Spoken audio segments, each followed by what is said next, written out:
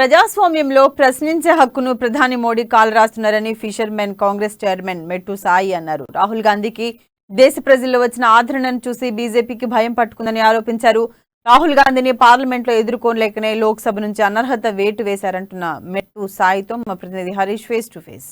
కాంగ్రెస్ కీలక నేత రాహుల్ గాంధీని లోక్సభ నుంచి వేటు వేస్తూ కూడా ఈరోజు దేశవ్యాప్తంగా కాంగ్రెస్ పార్టీ సత్యాగ్రహ దీక్షలు చేపట్టింది. మనతో పాటు మాట్లాడేందుకు ఫిషర్మెన్ కాంగ్రెస్ కమిటీ చైర్మన్ మిర్సాయి గారు, చెప్పండి, కాంగ్రెస్ బీజేపీ ప్రభుత్వం అక్కడ కాంగ్రెస్ కీలక నేత పైన అనర్హత వేటు వేసింది. సార్, ఇప్పుడు ఏమవుతుందంటే ప్రశ్నించే హక్కు అనేది ప్రజాస్వామ్యంలో ఉన్నట్టు ఒక రాజ్యాంగంలో మనకు ఒక జన్మత వచ్చిన ఆ హక్కుని ఇలాంటి అసమర్థ ప్రధాని అంటే దేశంలో ఉన్న సంపదని ఒకటే వ్యక్తికి, ఒకటే కుటుంబానికి, ఒకటే ఇంటికి దారపోస్తూ వారి యొక్క రాజకీయకి ఎప్పుడైతే 2011 నుంచి 14 మధ్యలో ఆయన అవసరం వచ్చిండో అదాని కానీ మన వీళ్ళందరూ వారికి బాహాటంగా నేను అమ్ముతున్నాను మీరు కొనండి ఇలాంటి రాజకీయ వ్యవస్థని గత 70 సంవత్సరాలు కాంగ్రెస్ పార్టీ కానీ ఎప్పుడు చూడలేదు. వీరేందంటే మేము చేసిందే చట్టము, మేము చెప్పిందే నిజము, మేము హిందుత్వానికి మాకున్న పెటెంట్ రైట్స్ అంటున్నారు. హిందుత్వ పెటెంట్ రైట్స్ మాట్లాడుతున్నటువంటి మోడీ గారు, రాహుల్ గాంధీ గారు ఎప్పుడైతే కన్యాకుమారి కాశ్మీర్ నడిచినప్పుడు హిందూ గానీ ముస్లిం గానీ ప్రతి ఒక్క గుజరాత్ ప్రతి ఒక్క నాయకులు కలిసినారు. నమ్మకం వచ్చే నాయకుని పైన వీళ్ళకి భయం ఏర్పడింది. ఇదే రాహుల్ గాంధీ 2011 12 దాకా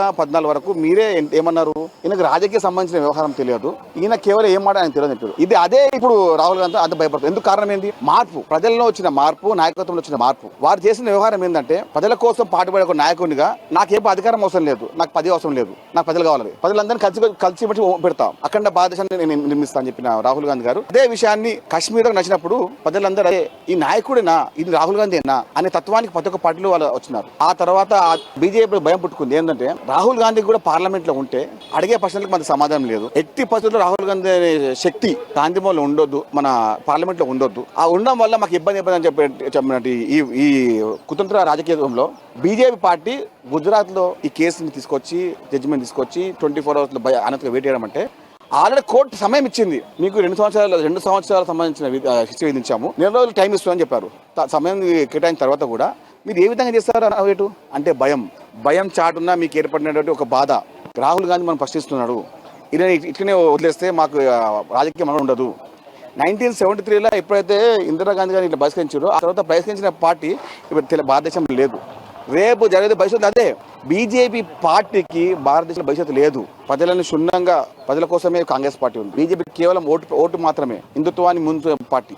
ప్రాంతాల మధ్య, దేశ ప్రజల మధ్య, దేశ కులాల మధ్య అన్నింటి మధ్యలో వివాదాలు పెట్టుకొచ్చిన మోడీ గారు ఆయన రామన్నారు అదానికి ఇన్ని వేల కోట్లు ఏ విధంగా వచ్చినాయి, 615 జాతీయ స్థాయిలో ఉన్నటువంటి అదాని ఏ విధంగా భారతదేశం ఫస్ట్ అని చెప్పి అడగొద్దా అండి? 9 సంవత్సరాల కాలంలో దేశంలో అత్యంత ధనవంతుడైనటువంటి అదాని ఎట్లా అయినాడు? ఆయన మిత్రుడైనటువంటి ప్రధాని వ్యవహారం శూన్యిస్తున్నప్పుడు బీజేపీ నాగ్పూర్ వ్యవస్థ, ఆర్ఎస్ఎస్ వ్యవస్థ ఈ వ్యక్తిని, ఈ శక్తిని ఇప్పుడే ఆపేయండి, లేకపోతే భారతదేశంలో బీజేపీకి మరొకని చెప్పి వారు నీచమైన చర్యనే అనత వేటు. ప్రధానంగా బీజేపీ చెప్తుంది 2019లో నరేంద్ర మోడీ ఇంటి పేరుకు వ్యతిరేకంగా వ్యాఖ్యలు చేశారు. ఈ వ్యాఖ్యలనే చట్టపరంగా వాదనలు కొనసాగి వాదనలే భాగంగానే చట్ట ప్రకారంగానే రాహుల్ గాంధీకి శిక్ష పడింది అని చెప్పేసి బీజేపీ ప్రభుత్వం చెప్తుంది. మోడీ అనే పేరు ఒకటే ఉందా?